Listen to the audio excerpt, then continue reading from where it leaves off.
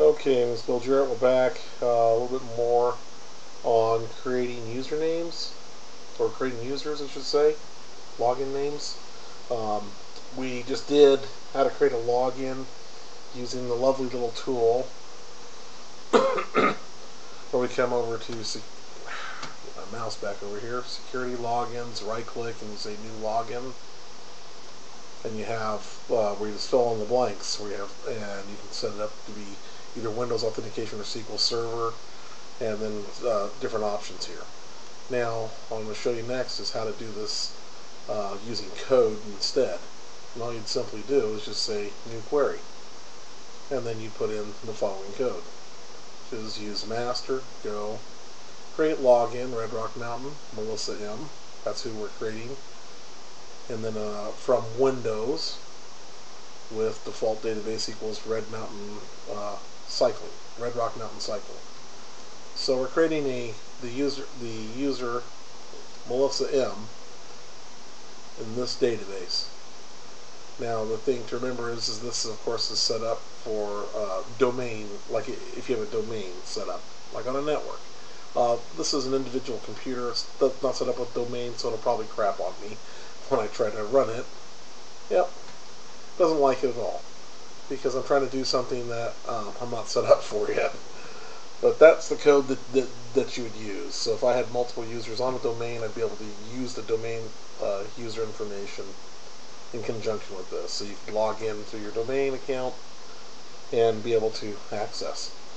I don't like that. I prefer to have your own private securities on your system. So next, we'll try to do this a little differently with SQL Server authentication instead. So all we have to do again is say new query,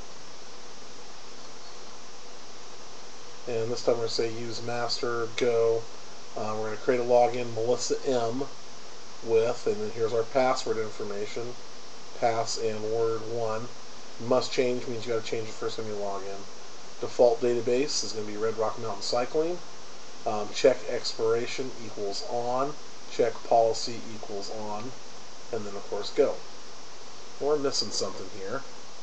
I think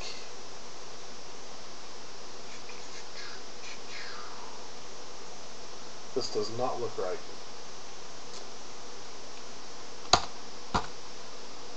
There we go. Now we're getting somewhere.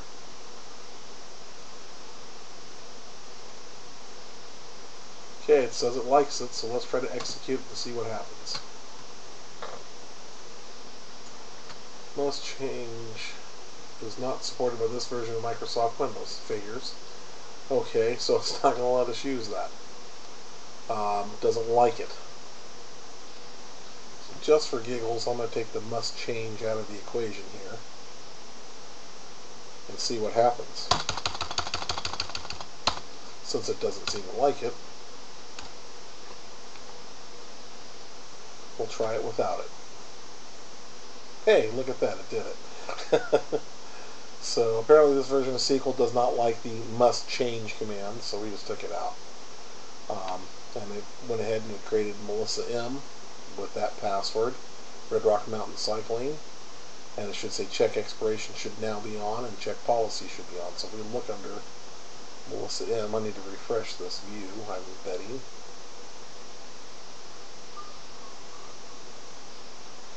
So I'll first refresh, see what we get.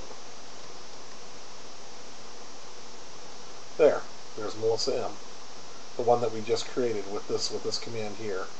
And if we were to open that up, we should see that it should be pass and word 1, which you're not going to be able to see, but check expiration on and check policy on should be in there. Yep, and there they are. They're both checked. Red Rock Mountain Cycling. So there it all is. It looks wonderful. It's the way it's supposed to be. Okay, hope you enjoyed that tutorial.